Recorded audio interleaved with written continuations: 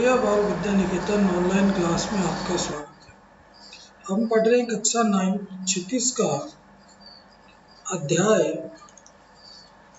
Doctor Jabir Hussain का सांवले सपनों की याद। जो अध्याय 4 है, इसमें अब तक हम जो पढ़ चुके उसका एक बार स्मृति कर लेते हैं, पुनरावृत्ति कर लेते हैं। सबसे पहले हमने पढ़ा जाबिर हुसैन के जो अध्याय है सांवले सपनों की याद, उसमें सालिम अली के बारे में जो चीज़ बताई गई है उसमें हमने पढ़ा कि उन्होंने किस तरह से एक संस्मरण को सालिम अली की मृत्यु के बाद उत्पन्न दुख और अवसाद को लेकर लिखा था और उनका व्यक्ति चित्र प्रस्तुत किया था। उसी में हमने सबसे पहले पढ़ी उनकी जीवन यात्रा। जीवन यात्रा में हमने पढ़ा सालिम अली की अंतिम जीवन यात्रा पर दृष्टि डाले तो ऐसा लगता है जैसे मानो सुनहरे पक्षियों के पंखों पर सवार कोई मनमोहक सपनों का जुलूस मौत की खामोश वादी की ओर चल रहा है और इस भीड़ में आगे आगे चल रहे हैं प्रसिद्ध पक्षी प्रेमी सालिम अली। आज वह जीवन की भीड़ भाड़ और तनावों से अंतिम विदाई ले चुके हैं और उनको वापस लाना किसी के बस की बात नहीं है। उसके बाद हमने पढ़ा कि उनका पक्षी स्नेह, पक्षियों के प्रति उनका प्रेम कैसा था। सालिम अली इस बात से परेशान थे कि लोग पक्षियों को आदमी की नज़र से देखते हैं, जैसा कि वे लोग जंगलों, पहाड़ों, झरनों को देखते हैं, किंतु कोई आदमी केवल पक्षियों का मधुर संगीत सुनकर अपने मन में रोमांच अनुभव नहीं कर सकता। उसके बाद है उनके सांवले सपनों का महत्व। इसमें लेखक ने एक उदाहरण से समझाया था कि न जाने कब कृष्ण ने वृंदावन में रासलीला, गोप लीला, माखन लीला, बांसुरी वादन और वन विहार किया था, परंतु आज भी जब हम वृंदावन में यमुना का सांवला पानी देखते हैं तो महसूस करते हैं कि अभी कोई अचानक आकर बांसुरी बजाने लगेगा, संगीत का जादू पूरे बगीचे पर छा जाएगा। वृंदावन कभी कृष्ण की बांसुरी के जादू से रिक्त नहीं हुआ। सालिम अली भी इसी तरह पक्षी जगत में समाये हुए हैं। उसके बाद हमने पढ़ा सालिम अली का व्यक्तित्व। सालिम अली कमजोर शरीर वाले व्यक्ति थे। 100 वर्ष के होते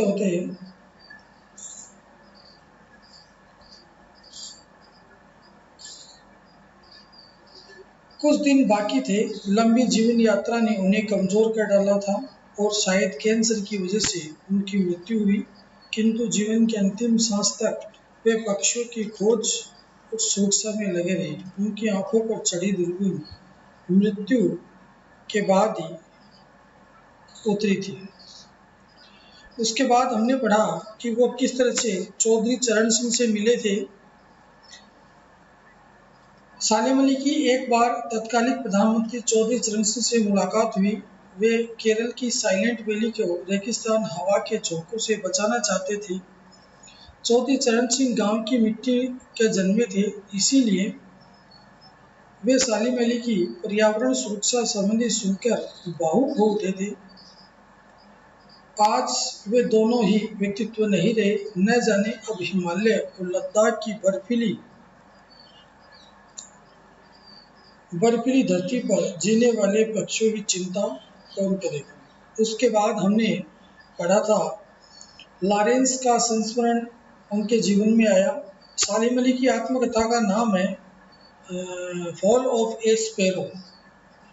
टी.एच. लॉरेंस की मृत्यु के पश्चात उनकी पत्नी फ्रीडा लॉरेंस से ये अनुरोध किया गया कि वे अपने पति के बारे में कुछ लिखे, बताएं। तो फ्रीडा ने कहा कि मेरे पति के विषय में मुझसे अधिक मेरी छत पर बैठी वाली गोरैया जानती है।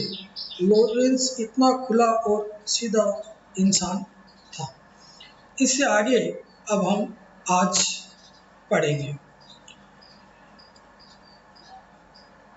जैसे ही उनकी पत्नी ने कहा कि उनके बारे में तो मेरी छत पे बैठी गोरैया बता सकती है, तो उन्होंने कहा मुझसे भी ज़्यादा जानती है। वो सचमुच इतना खुला खुला और सादा दिल आदमी था।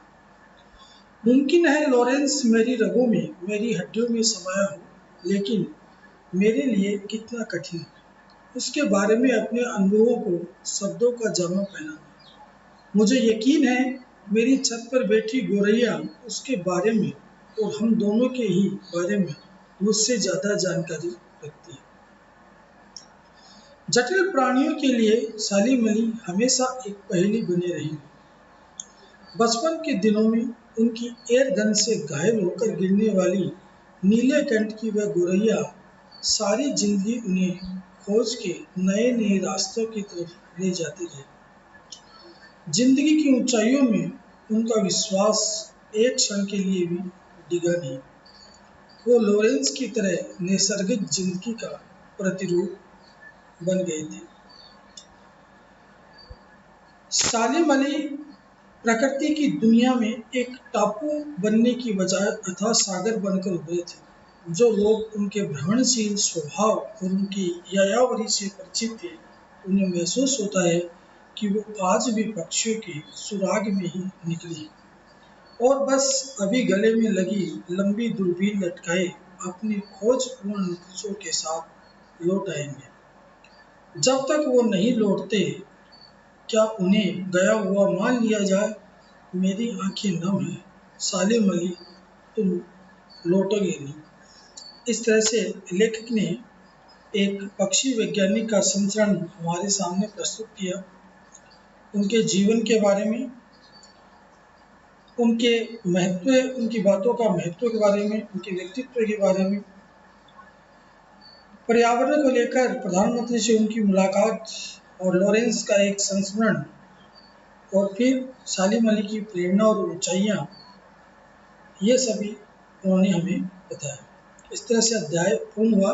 अभी आपको ये 7 प्रश्न इस अध्याय में हैं जो आपको करना है। रचना और अभिव्यक्ति आपको नहीं करनी है। अगले अध्याय में हम नए अध्याय के साथ फिर मिलेंगे। तब तक के लिए धन्यवाद।